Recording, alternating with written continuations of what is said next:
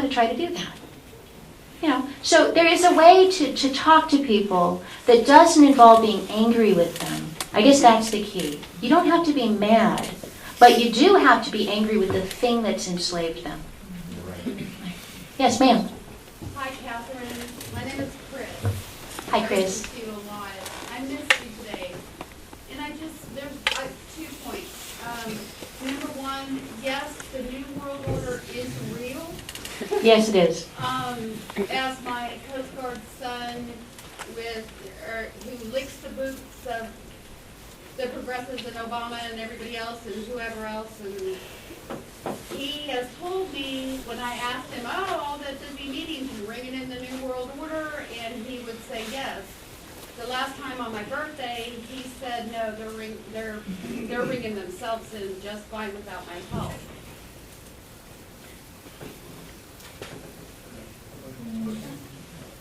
That's another issue. I'm sorry your son's involved in that. That must be tough. I didn't know it was this tough because I've been angry. Anyway, Yeah.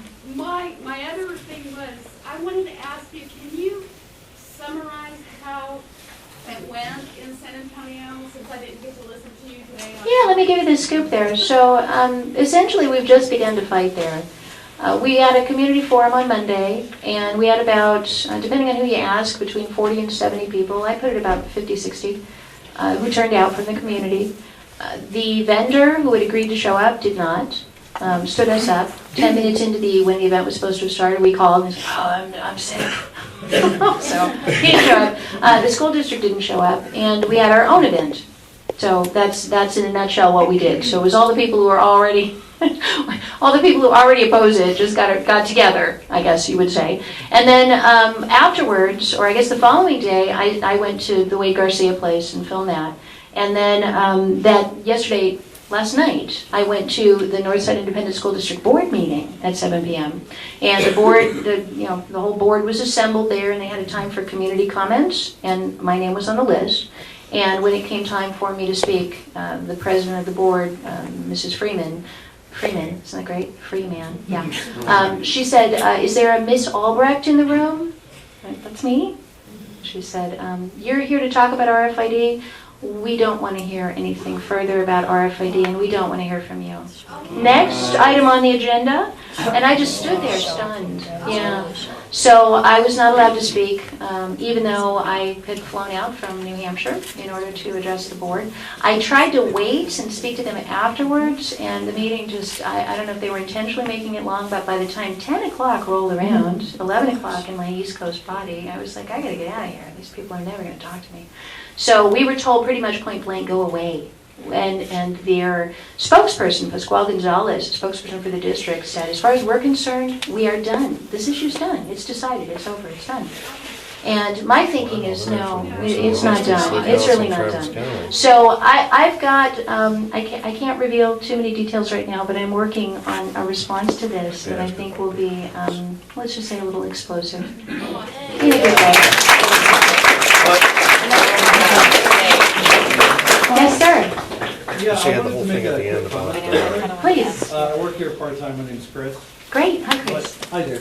I just want to give a little context. I'm really glad you brought up some of the symbolism Yes. that I think is very ubiquitous. All this occult symbolism. It's in Hollywood, it's in literature, architecture, etc.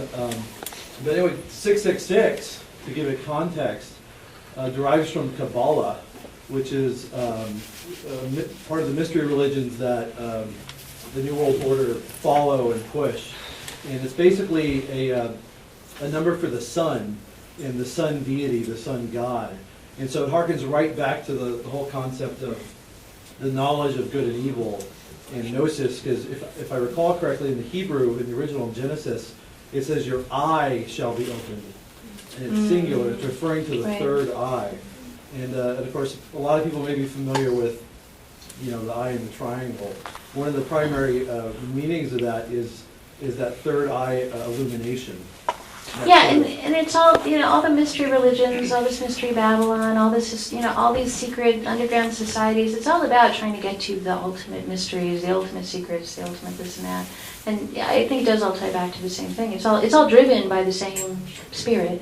Yeah, and it's interesting too, if you symbolically, the mark of the beast you can't buy or sell, the three most common things involved in buying and selling right now, one of which you showed, the barcode, actually has a visually encrypted 666, as does the $1 bill, and even every website address, www. If you transliterate Vav, the sixth Hebrew letter, which numerically is equivalent to 6, into English, it can transliterate as V or W. Isn't that interesting too? The www is really a 666. Yeah, and Not a surprise. Yeah, In fact, when yeah. they first came out with that, I thought, why would you name something the www? Do you remember back when we didn't call it the web, or we actually read, and I was like, W. That's 9 syllables. That's a lot of stuff to stumble over. Why didn't they just call it the AAA or the BBB? Why the www? And I think it may actually tie in with that 666. in other Weird languages, stuff. W is double A, right? Double V, not Right. double U anyway. Yes, sir. Isn't most of this easily low-tech defeated with a simple metallic sleeve? Well, it is Can I- unless, can for I example, just- you're Can I not just go to my ATM, pull out my $500, put it in my wallet, put the card away, and spend cash the rest of the month?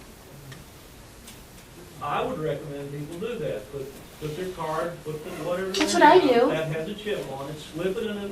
I don't even use the card. I even omit that step. I make all my purchases in cash.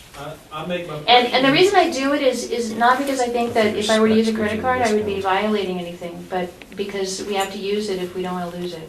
Go What I ahead. mean is, I make all my purchases in cash with the exception of 2 items. Like a TV, that might crap out on me that I want to get a quick and easy refund on replacement. But it's easily defeated with a simple metallic screen. And the other point I have is, with respect to why so few people know the message of Mark of the Beast or 666 Yeah. in areas that you may have traveled in, is because in the last 20 years, or maybe 25 years, the church has changed. They stopped sending out the truth, and they made everything nice. And they made everything nice because they were losing members, they were being accused of being irrelevant, so they made everything nice, and the number of the beast and all this other stuff is not nice. Well, and so it's they it's deny the nutty. church. It's crazy. It's nutty. You know, sometimes I think, because the Lord really picked me up in 1999 and set me on this road. And since that time, I've earned a doctorate from Harvard, and I've, done all the things in my introduction and spoken to the FTC and authored all these things. And sometimes I think that He kind of enabled me to develop a little bit of worldly credibility, so that, as Tom Wood said in the Liberty Forum conference on Saturday, so I could build some reputation capital. And when you build the reputation capital, then you spend it. And the time has come now for me to spend it. And it certainly, it's a little bit mind-blowing. I see smoke coming out of people's ears sometimes when they look at the credentials that I have and what I'm talking about. And those two things don't usually go together. So I feel very blessed that I'm in a position to actually talk about these things that are nutty, that are crazy, that are out there, that are, that most people don't want to hear, and be able to say those things. I got to tell you this. So when our book came out, when Spy Chips came out, the industry really wanted to destroy us, and they couldn't. They sicked like private investigators on me. They stalked me. It was awful. It was really scary, actually. I got a gun. Big believer in the Second Amendment. I got a .38.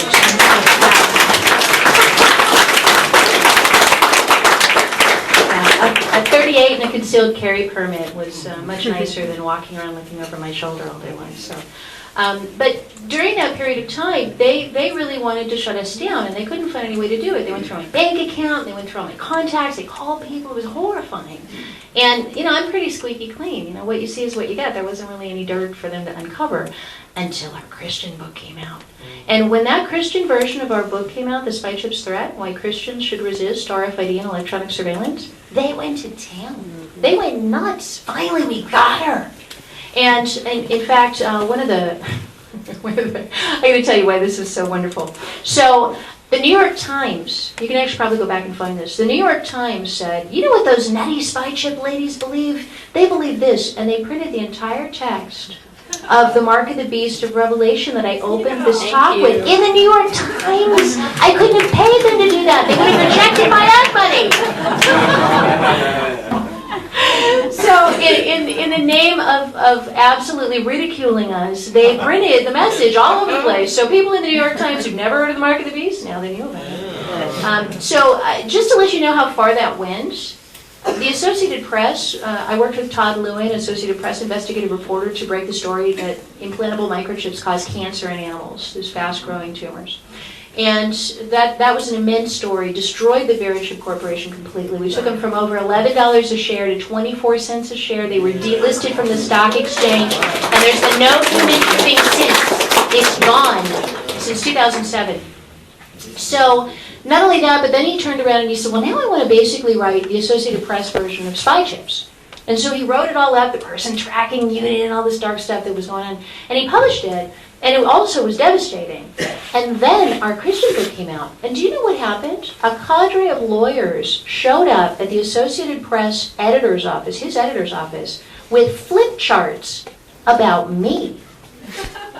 Full-size flip charts printed about Catherine Albrecht. And they were like, see, you quoted her in these articles, but Catherine Albrecht is a Christian. And she believes this. Look, Mark of the Beast, man, that woman is insane. You can't be quoting her. And they went flip chart after flip chart. She spoke to a group called End Time Ministries. Flip chart. Lawyers. Do you know what it costs to have a room full of lawyers? Do you know how much that must have cost them? And to make the flip charts? So, and their whole argument was, don't ever cite her again, don't ever interview her again, don't ever print a word she says because she's not credible, because she's a Christian.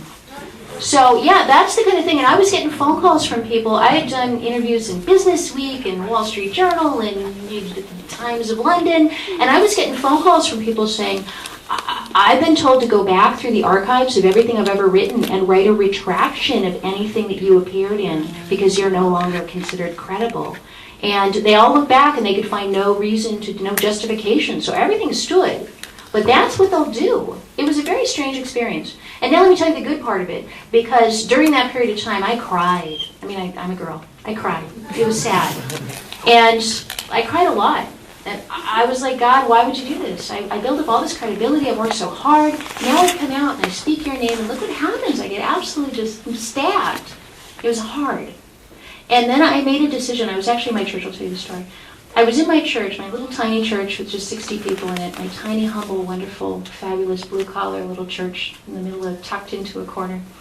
And I'm sitting there in the pew going through this agony, like I was uninvited from conferences where I was supposed to be a keynote speaker and told that I wasn't credible and I couldn't speak unless I was willing to be in a debate, because somebody had to be able to correct me.